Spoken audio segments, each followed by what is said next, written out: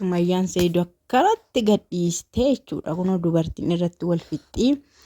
Irsa bara kanaa immoo isa humna qabutu fudhatee wajjin jiraata beektu. Dubartiin abbaan feete jechuudha. Irsa namarraa fudhattee wajjin shaashaattee jiraachuu dandeessi. Eessattuu argitaniitu.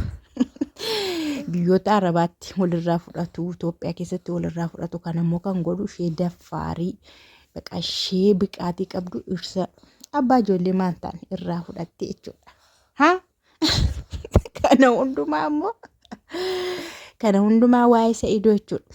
Sa'idoo akka dubartiin uftee Sa'idoo irratti teenisii haasoftu. Baqa teenisii irratti haasoftu. Qaa irratti godhe mataa isaa irratti teenisii beektu miti akka kuwaasii kuuraa xinnoo tokko asiin akka saanii kaballaa fakkaatu tokko asii qaa godhanii walitti deebisan Sa'idoon jala kaa'anii dubartiin teenisii Sa'idoo irratti haasofti. Kan immoo kan godhe eenyudha? Sumayyaadha jechuudha. Sumayyaan Sa'idoo baqa laqa goote itti dhiisnaan dubartiin waan kun abbaan qabu miti kan abbaan qabu wooteen isheen tokkos uftee maalatu namarraa fudhatte isheen tokkos maal jaarsa namaa fudhatte maal rakkoo qabaatisa kan namaa fudhatte immoo sirraa fudhatte baqa amma ayyuun kaleessa maal goote ayyuun immoo hunda isaaniirraa fudhatte deeffachuu qabdi. Sa'idoo wal gaala rakkateenno ayyuun as harkistii hawwiin achi harkistii imaanis ufteetti harkistii baqa mucaan gidduutti ciccite baqa humaasaan arganu wayine nu garuu namummaa isaa barbaanna namummaa isaa amneqa as harkisu achi harkisuu iddoo meeqatti ciccita iddoo meeqa danda'ama namni tokko mukti tokkoon aarti momboo baatii jedhe Oromoo. Nagaa sinii baatoo kabajamtoota hordoftoota kiyya akkam jirtu nagaa keessanii baay'ee nagaa koo galata waaqaa ta'u baga jiraattan magara geessanii darbaa jiraadhaan siniin jedha. Hordoftoota amantaa musliimaa Ramadaan mubaarak moo Ramadaan kariim jedhama. Anyways baga sooma qabdanii nagaadhaan sinaa eegsisu. Waan feetan waan barbaadan waan kadhatanii yerootti argatanii milkooftan siniif haa ta'u siniin jedha. Egaa viidiyoo ayyuu kaleessa argitaniitu hundumti keessaniyyuu jechuudha. Sa'idoo barbaacha dhufte mana Sa'idootti hangalaa jettee yeroo dhuftu hawwiin illee mana adeemteetti.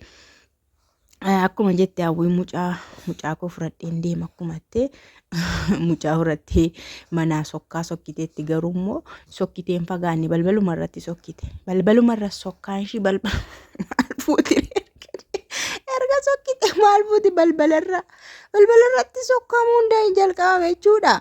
Ayyuun yeroo dhuftu mana Sa'idoo barbaacha yeroo dhuftu keessummaa mana keessa jira jedhan. Keessummaa mana keessa jiru immoo imaaniidha.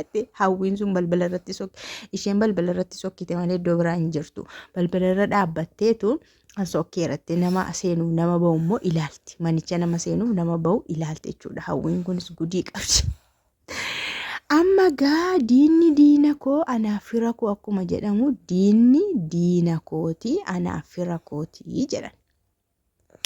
Kanaaf amma isaanuun lamaanii dur walii diina turte ayyuu fi hawwiin amma walitti marmitee diinni isaanii tokko eenyudha imaanii cafacafuuf jechuudha. Lama ta'anii imaaniin dhabama godhu jechuudha.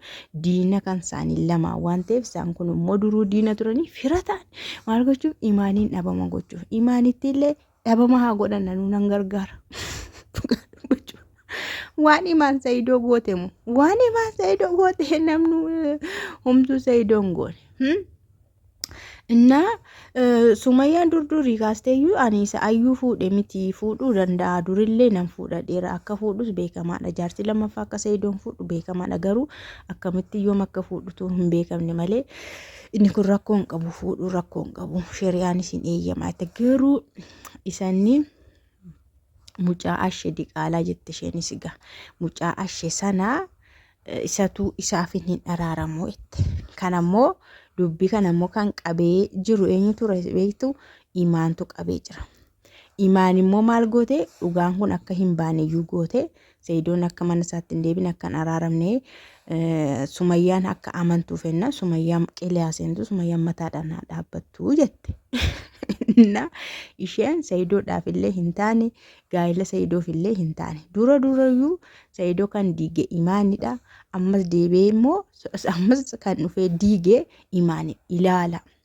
Na ayyuuf hawwiin maal gochuu qabu imaaniin dhabama gochuu qabu jechuudha. That's all. isaan murteeffataniiru. Isaan lamaanuu walii galaniiru. Viidiyoo itti aanuun hin agarraa imaaniin dhukkee irraa nuuf kaasanii.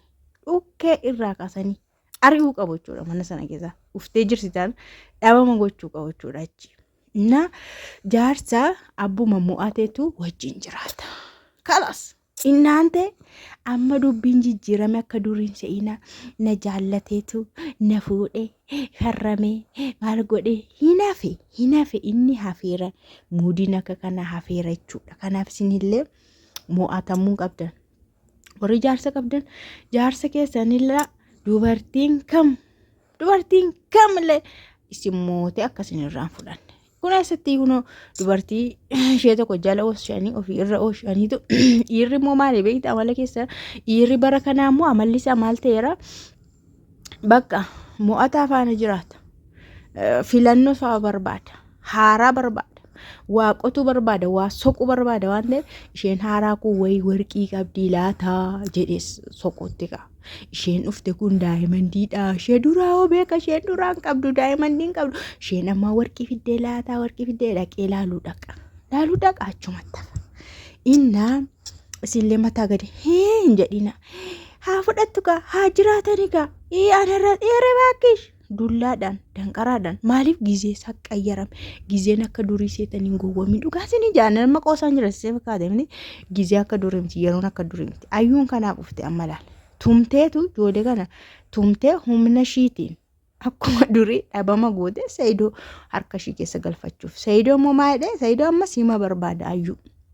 Saayidoon ammallee ayyuun barbaada ayyuun jaallata. Kanaaf dubartoonni warri kaan immoo baqqaannoo ishee barbaadeera anaan nan barbaadu jechuun qaban isaanillee humnaan gattaan taa'ee ganna bushuu qabda nafaana jiraachuu qabda maana fuute dur jechuu qabu mirga isaanii falmachuu qabuun jedhan isaanirraas immoo barachuu qabdu. Abbaan taate tokko alaa wir jechaa dhufte jaarsa keessanitti yoo arga baggabamtee feetan intala sana tuma ariyaa jaarsa keessanillee manatti mogolee isaa qaaqaa godha. Maa jechuudha warqiin kee aboon jiru alboonni kee aboon jiru dammi kee aboon jiru aannan kee elmamu jiru the same as boqqolloo difference baaqelaa jettanii gatteessistu jechuudha namicha keessan. Maali amma tokko humnaan balalala itti kateeshi baqaskattee balbalcha jaarsa sinirraa fudhachuu dandeessi. Inni immoo haaraa wayitisee faana xirroo jedhee deema. Innaa sana maatti siin barbaanne innoo si tuffate hererererer siniin jette. Waan si tuffates waan si dhiise sin qabu. Garuu waan haarawaa wayiin argisee faana deema. Ati uummata gaccabsattee jaarsa kee kassaarte. Amma jaarsi wuddii dhugaa jaarsi tuura kasatee maa dubartiin kunoo akka kanniisaa tokko irratti wal geessi. Akka kanniisa dabar dubartiin kanniisa taate dhiira tokko irratti wal geessi. Asuma laala kun Saayidoo meeqatu wal gaheera. Isheen duraa xiqqii qabattee akka fiilmitti ilaalti. Itoo ishee waxxar gootee qabdee raatte kanniisni kun hunduu ufee walirratti waliin gahu. Laal imaani ayyuudha hawwiidha maqaan isheen tokkos dadhabnaan kee abaate Roozaa. Beerran Saayidoo Roozaa hammi kun hunduu beera Saayidooti. Saayidoon tokkittii kana la afuura kutuuf nafsiisa xil godhanii samaayii torbaffaatti erguuf jedhanii akkas ta'u. Anyways amma viidiyoo taanu ajab jenne eeggannachuudha yeroo dubartiin 3 teenisii Saayidoo irratti taphattu.